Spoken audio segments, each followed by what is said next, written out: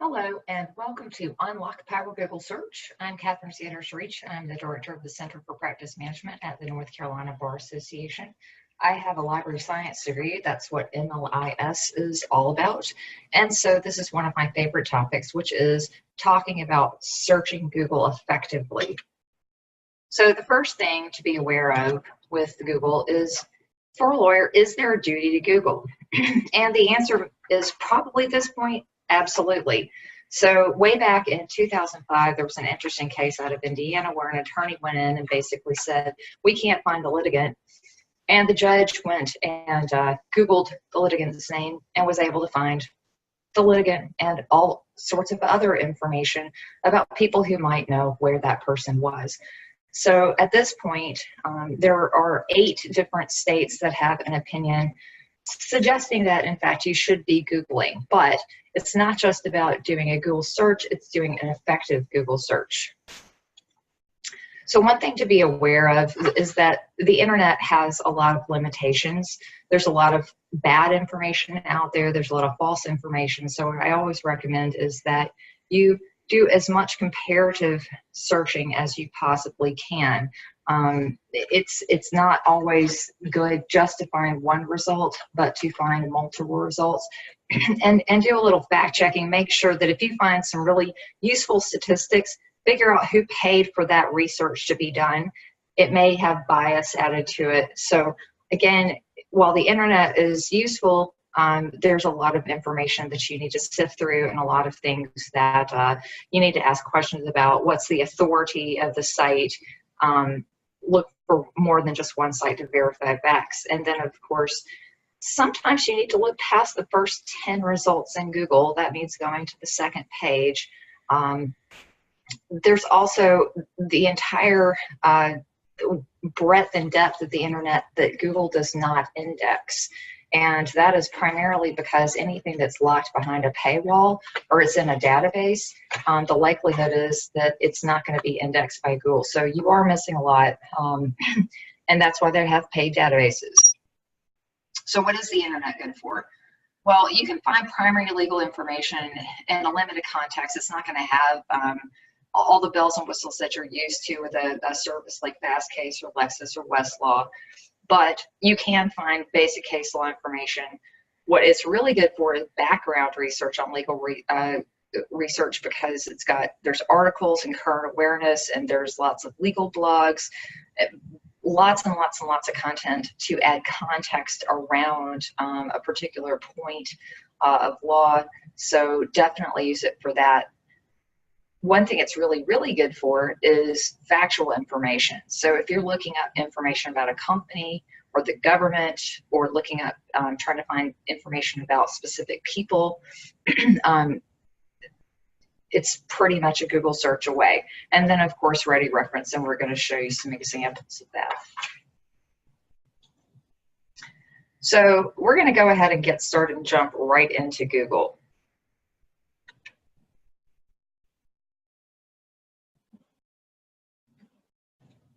So here's the good old Google search, and we're going to try a search for, you'll note that I've typed this in before. Google knows that. If you don't want it to rerun your searches, go to this button here and click on remove, and then it won't add that search again, although I find that that's actually really useful. So we're going to put in ethics lawyers and data breach and see what comes up.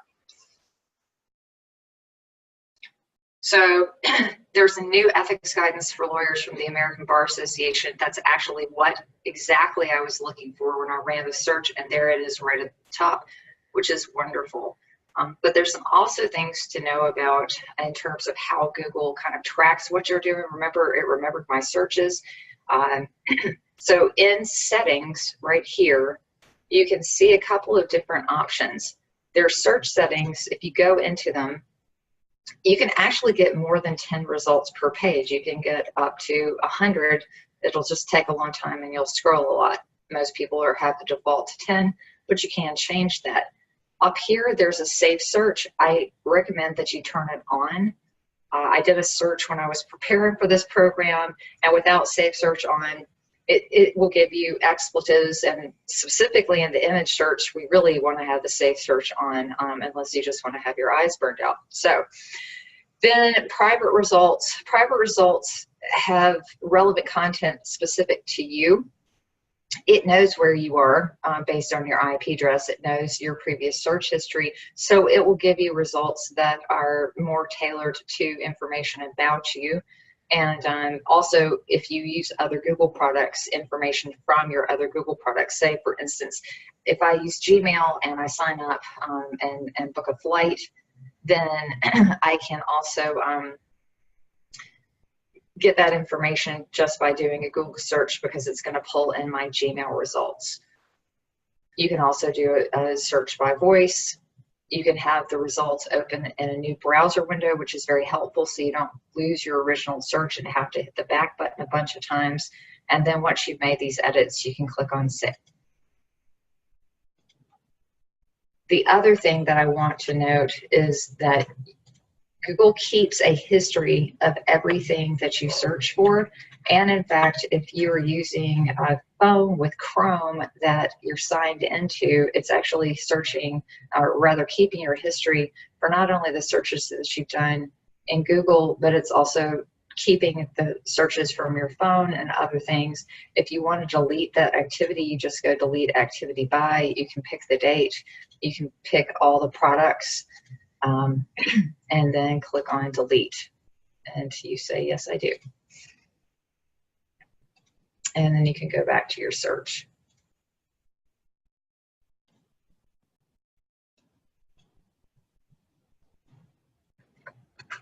Another thing, you might have seen this on the slide before I jumped out of the slides. If you click on Control Shift and N, it takes you what is in called incognito mode. And incognito mode basically means private browsing.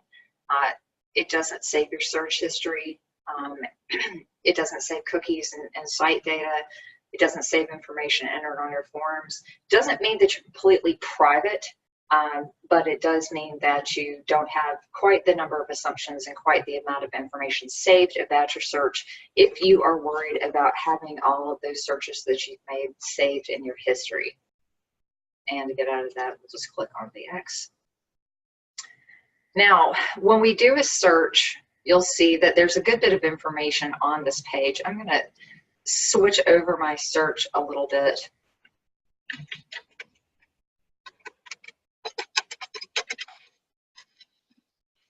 And again, even if it's not, it doesn't know my searches, it's basically giving you what other people have searched, which I actually find very helpful. But when you get your results, depending on the relevancy and the popularity of the information, that's what's going to come up first. So Google does its rankings by basically how relevant it is to your search terms and how popular it is. In this case, this particular topic has been discussed a lot on the chat forum called Reddit, which is all public. And you can see that a lot of people have been talking about DMCA notices, and so that's all up there. So you'll see 7 posts, 5 authors, and you can go through here. If you've ever noticed this little caret, if you click on the caret and you click on cached, that's not very useful. You can go to similar searches or the cache page of that site. So if it ever took a screenshot of that page prior to the one that's currently up there, then you'll be able to see anything that, so if you do run into that 404 error, you can go back and look at the cache page. So we'll go ahead and click on this and see what happens. So this was the page that they cached before the page that we found. It's a snapshot of the page as it appears on November 2nd. So sometimes if you get a 404 error, it's worth trying to look at the cache version just to see if you can get it. One thing to note is that a lot of times, because of the way the algorithm works with the relevancy and popularity being a big important one, that pushes the rankings higher, which means that a lot of times the content isn't as fresh or relevant by date. So you can actually refine by date. And what you want to do is go into Tools, Then over here at any time, we can say the past hour, past 24 hours, past year, or even a custom range. So we can say we want the last 6 months. We'll do one for the past year. And you'll see now that the dates are all within the past year. It is also worth noting, this is called the title. This is the URL. Then there's going to be a description, and all of these things you can actually search just within title and in the advanced search that we're going to go and look at. Another thing under tools is you can change to sort by date once you've actually added your date range. And then under all results, there's a results called verbatim. I'm sure you've noticed that when you have misspelled a word, or Google thinks you've misspelled a word, that it keeps trying to correct the spelling for you. If you intended on spelling the word the way you did when you put it in the search results, or rather the Google search, then go ahead and click verbatim, and then it will give you exactly the words that you used here in the search and not a corrected version of that. And then you can clear that all out and go back to the original search results before you added the filtering. Google also has an amazing ability to provide ready reference. So if you need to know some quick and ready reference tools like, let's see, how many cups in a gallon?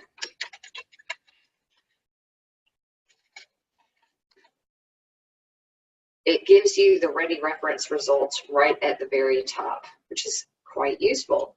So how many dollars are in a US dollar versus Canadian?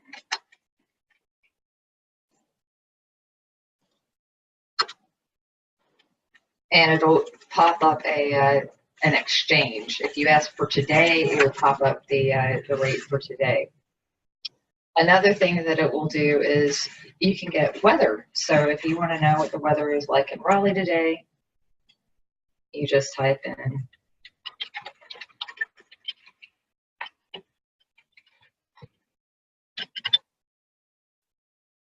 so that gives you the current weather with the times from weather.com. Just pops it right up in there. Now, say we wanted to look at historical weather.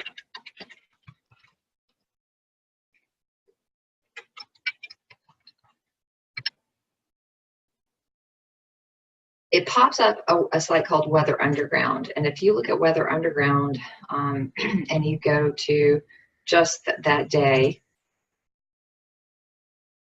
you can actually scroll to the bottom and it will show you highs and lows of dew point. Now, if we go to the forecast, we go back to what it's going to look like today. Another Google search that you can do is if you just put in a stock ticker, it shows you what Apple's worth today. And then other useful things like what time is it? For those of us who are time challenged, and it shows you that it's 4:09 in Peru. Very useful. Now, there's a lot of other more sophisticated searches that you can do in Google, and I want to run through some of those with you. One thing to be aware of is that if you want a phrase and you want the words to stay together, then you have to put quotes around it. So if we put in Raleigh News and Observer, for a while, the results are going to give you exactly that, but they'll start degrading and they won't keep it in order. So if we want to just get Raleigh News and Observer, you put it in quotes, and then that's the only thing we're going to get listed exactly like that in within quotes. The default for Google is and. So if you remember your Venn diagrams, the and is if you have two circles everything in both circles. So cats and dogs gives you a result with cats and dogs. If you want to add an or, what an or does is it actually expands your search. So we're going to do a search for, and I was looking up marathons and runs, and so we're going to put Krispy Kreme marathon or race. And what that is going to do is expand my search to include Krispy Kreme, marathon, or race. Now, if I want to make sure that Krispy Kreme stays together, then you add quotes around it. So you can build searches using these Boolean terms and connectors as long as you know what the Boolean terms and connectors are. And you'll see as we start building these searches, it becomes more and more useful. So another term or connector rather to know is the negative sign or the minus sign. So if I typed in learning base and I was thinking about learning for bass fishing, it's probably going to pull up a bunch of stuff about guitars. But if I say bass fishing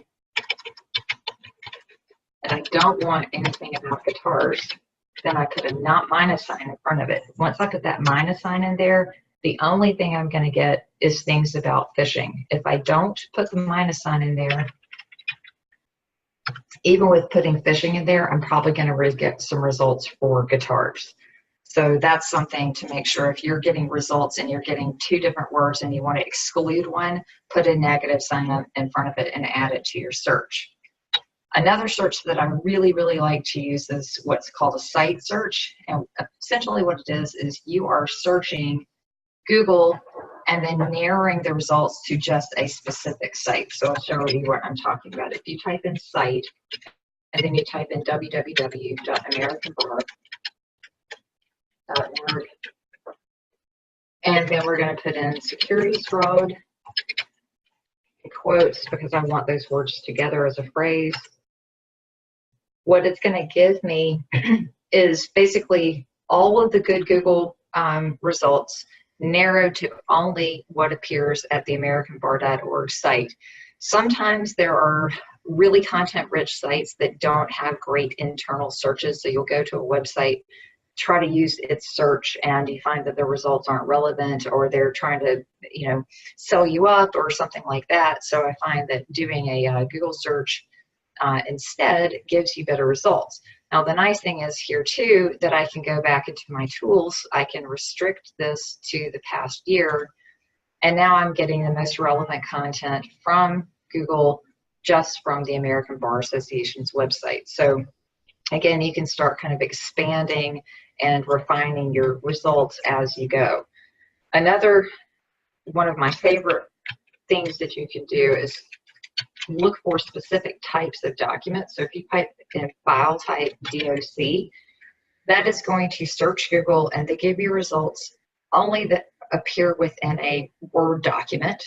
And sometimes you might want an example or sample language or something like that. So if I put in profit and loss,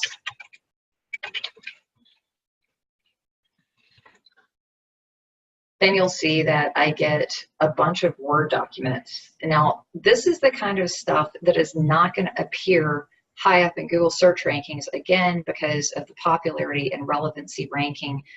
They're not going to show you Word documents. They're not going to show you PDFs unless it's an incredibly popular PDF.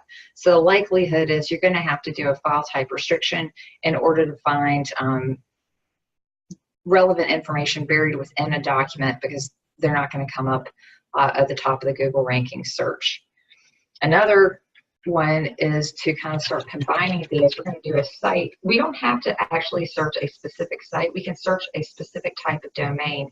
In this case, I'm going to put in .gov because the government has a really rich trove of information, but a lot of times, again, it's not going to come up at first in the search results. So if you restrict it to government sites, and then you can restrict to file type, and we'll say PDF, because again, The PDFs are not going to be unearthed in a regular Google search. And then we're going to put in net neutrality.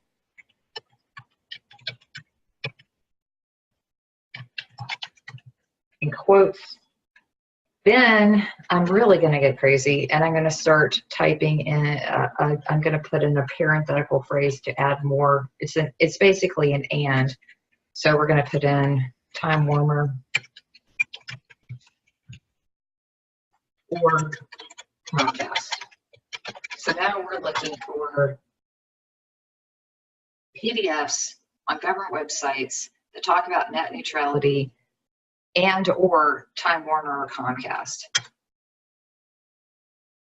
And so you'll see that you get, again, a lot of information you may or may not have been able to find with a more simple Google search. The other thing you can do is let's keep the site search for gov and the PDFs, but we're going to change this parameter and we're going to type in around, and the around is basically the proximity search. And so that's saying that we want to search in government websites just for PDFs with a phrase neutrality within 5 words of Comcast.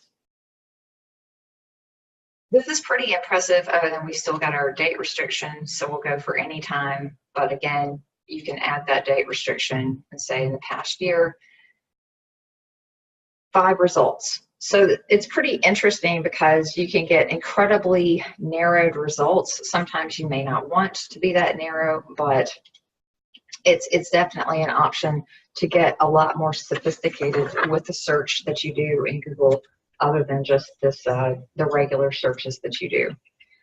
Another connector that I really like is the Asterisks, because a lot of times I'll remember a partial phrase or I'm not entirely sure of a word, and if you put an asterisk, then it will fill in the blanks for you. So especially good for quotes or poems or things that you don't remember all the words.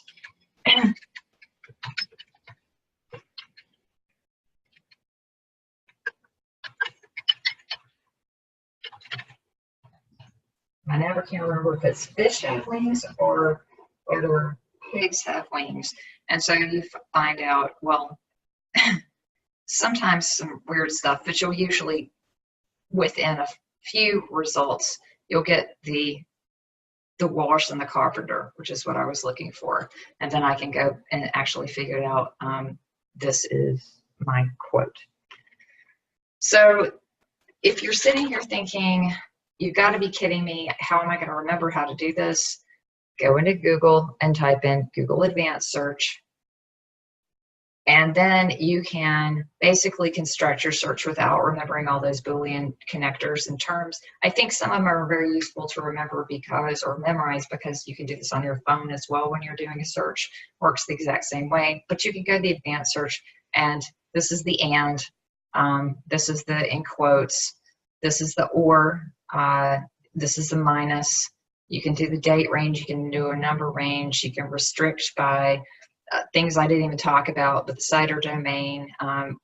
Remember where I said, note this is the title, the URL. You can actually restrict your search terms to appear specifically in just the text or the title or the URL. Filter explicit results. Not just PDFs and docs, but lots and lots of different file types that you can restrict to. And then you can click on your advanced search. So if you don't want to memorize all of that, you can just go in and do the advanced search through Google and have it help you kind of construct it. So the next thing we're going to look at is Google Images. And Google Images is a useful site for looking up for images, you know, pretty much if you're looking for, well, let's look for flying pigs. This might be horrifying. So there's a bunch of cute animals with wings. And then you can actually say, I want cartoons. I want the one from The Simpsons. You know, I want realistic looking ones. That you give a lot of additional filtering within the image search itself. Other things you can do, though, that may be more relevant to law is search by image. So what we're going to do here is, if you have an image, say you have a person that you're trying to locate and you're having a hard time, you have that person's photo. If I upload an image, and we'll just choose one of me,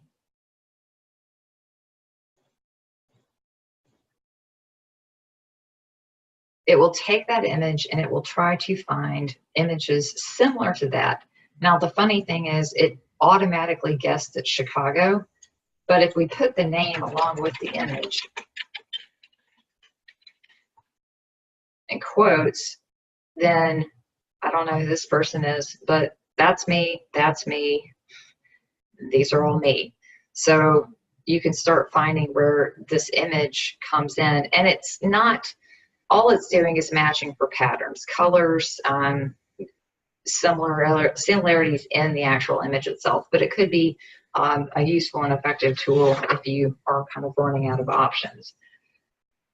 Like the regular Google search, there's also an advanced image search, and again, this will help you kind of construct a more sophisticated search, but the narrowing options, the filtering options, you can search by image size, different aspect ratios, the colors, types of images, whether you're looking for a face or clip art or line drawings. So again, you can get really sophisticated with this. So say you were doing a PowerPoint for a jury and you just wanted to show an image of a Tonka truck. So we would put in Tonka truck,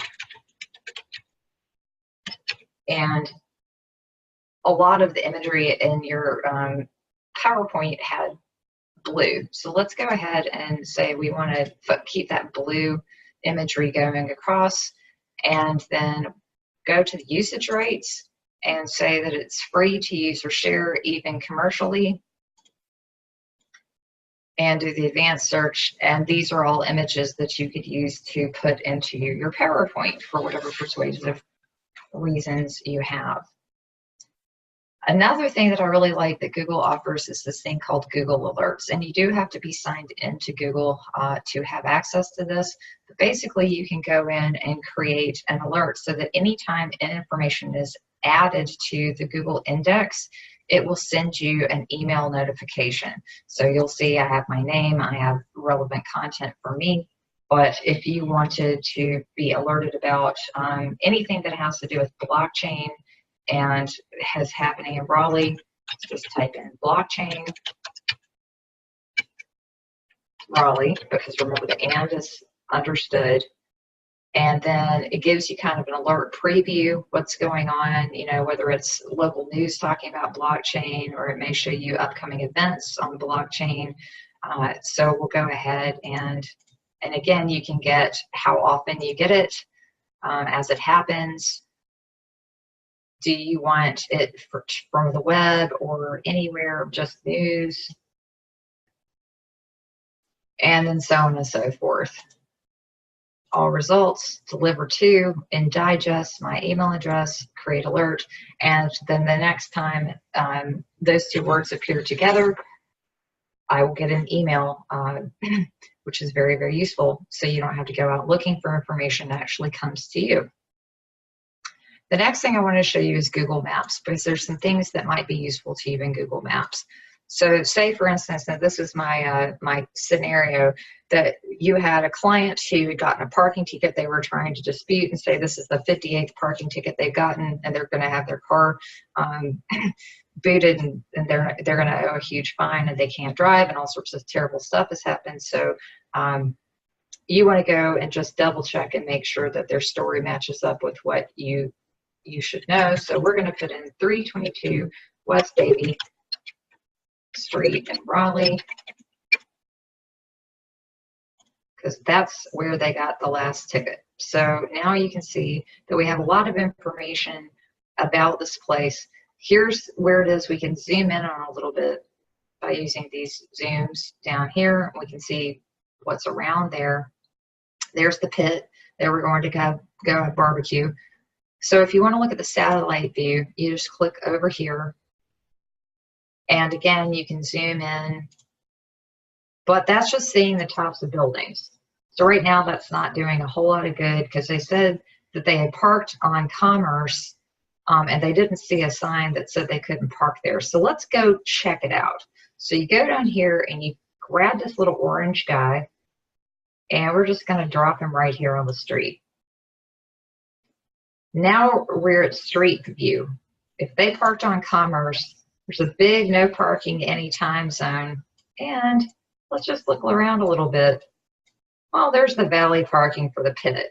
So you know that your client really did park in a no towing zone or a towing zone, and this may not be the best case to try to make, that they didn't have any options. And again, you can kind of scroll around, see what's going on. If you want to know when this image was taken, look in the bottom right corner and it will show you image capture on July 2018. So that is also useful information to know. What if I want to see inside the pit? If someone, in this case, this fellow named Charles Register, went in the pit and took pictures, and you'll note they blur everybody's faces out, but you can actually go in and walk around the restaurant as well if somebody has taken images within the restaurant. So again, a whole lot more to Google Maps than just getting directions to your next destination. The last thing I want to show you today is Google Scholar. And again, to find this, just go to Google and type in Google Scholar and it'll take you right there.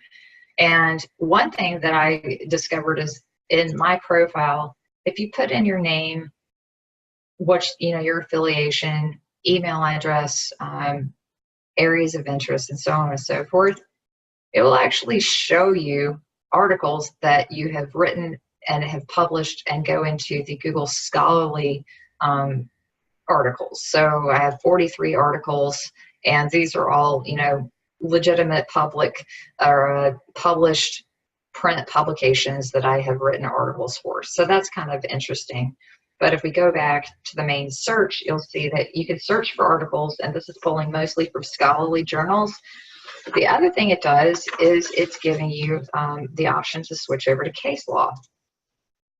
Once you switch over to case law, you see that you have options for federal courts, Illinois courts, or you can select your courts. You can select all the state courts, or you can say, I just want courts in North Carolina.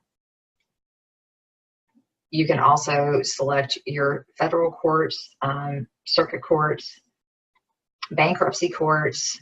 They have a lot of information, but in this particular case, actually, let's just do all the federal courts. And then we're going to type in our search query, which I'll just go ahead and run the one I done before, which was, I watched that movie, so I wanted to find out more about the case law behind the Archer Daniels Midland price fixing. So then you can see that the second hit that you get is U.S. versus Archer Daniels Midland. You can read all about it.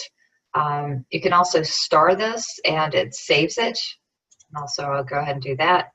You can look at how it is, what the site is for it, and it gives you Blue Book. You can also use other citation formats as well. Cited by is how many cases cited to this case. It also gives you minor treatment.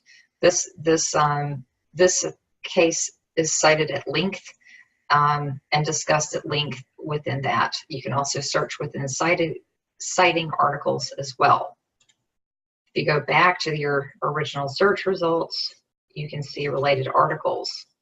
So then you can see other cases, but you can also see other